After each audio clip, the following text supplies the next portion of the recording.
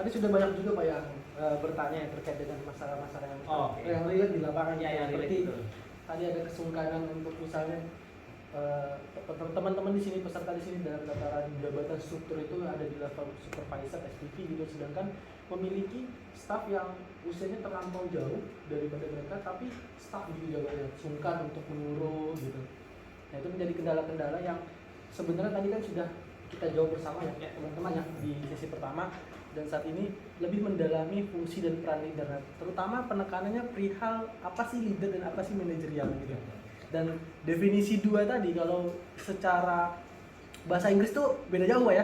Tapi kalau kita terjemahkan di bahasa Indonesia itu kok mirip-mirip gitu. Nah, mungkin mulai dari sana Bapak bisa menerjemahkan sih saya ini ketika nanti di lapangan saya seorang leader.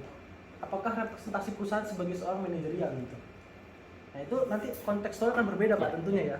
Ketika misalnya nge-treatment terkait dengan SOP, Bapak harus patuh dan tunduk terkait dengan peraturan perusahaan. Tapi ketika misalnya terjadi hal-hal yang situasional ya, karena kan tadi mendengar perihal rolling Pak ya, ternyata cukup fleksibel ya teman-teman ini ketika bekerja di site gitu. Kan banyak hal-hal yang tidak terdefinisikan di dalam aturan gitu. Nah teman-teman bisa memposisikan itu sebagai leader seperti itu. Nah tadi juga sudah mulai dijelaskan panjang lebar juga oleh Pak Luki tentang definisi-definisi itu. Nah mungkin di sini kita mulai bercerita kembali ya. Tadi kan sudah ya sesi kita bercerita, saya panggil satu-satu. Saya punya namanya juga ini, kita bisa mendengarkan Pak ya. Mungkin tadi saya melihat ini namanya mirip nama teman saya ya, Pak Mulyadi. Ada? Oke, boleh. Boleh Pak bercerita ke kita nih Pak terkait dengan leader dan manajer gitu Pak ya, manajerial. Konteks-konteks yang sering terjadi sih Pak ketika Bapak hadir ke anak buah yang dibawa untuk merepresentasikan apa sebagai seorang leader, tapi membawa tugas dan fungsi sebagai seorang manajerial. Itu apa sih Pak kendala-kendala yang sering dihadapi? Untuk Assalamualaikum warahmatullahi wabarakatuh. Waalaikumsalam.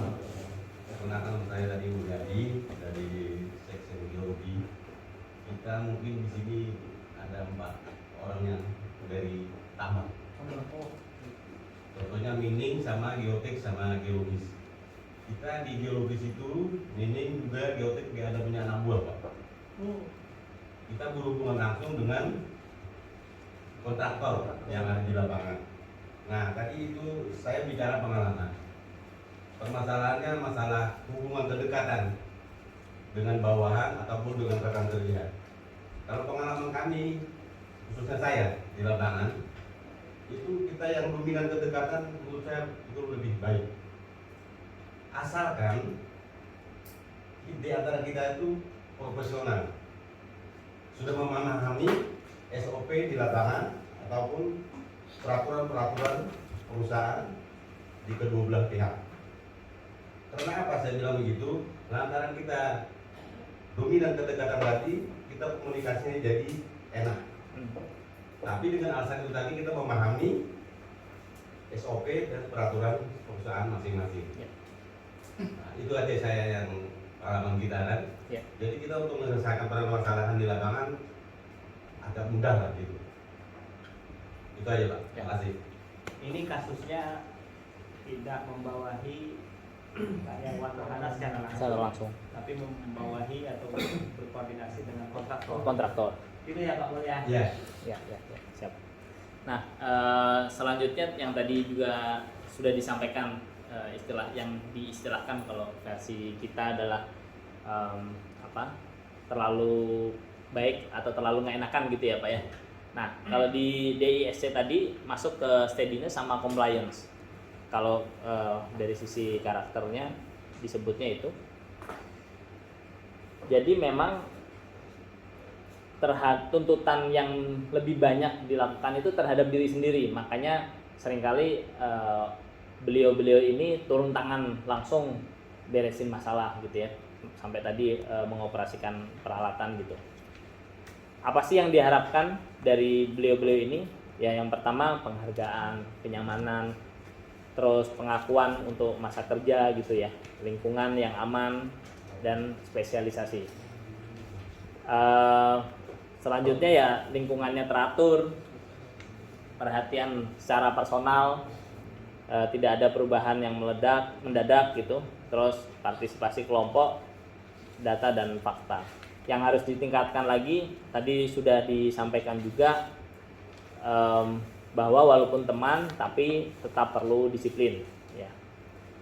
Selain itu yang bisa ditingkatkan lainnya adalah di dalam perubahan itu ada kesempatan yang mungkin bisa kita ciptakan.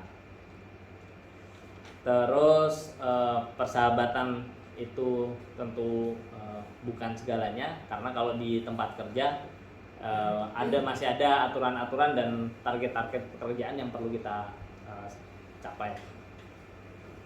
Kita perlu lebih inovatif juga ya, mengerjakan tugas-tugasnya agak bervariasi. Ya ini hal-hal umum. Jadi kita juga bisa bentuknya itu partisipatif. Jadi tidak direct gitu ya, tidak menyuruh, tapi langsung partisipasi dari para anggota itu seperti apa. Nah, nanti kekurangannya apa itu kita bisa coba mintakan untuk penuhi. Belajar lebih mandiri, karena dukungan dari semuanya itu mungkin nggak selamanya didapat ya. Terus tapi mungkin ada ini yang lain boleh juga.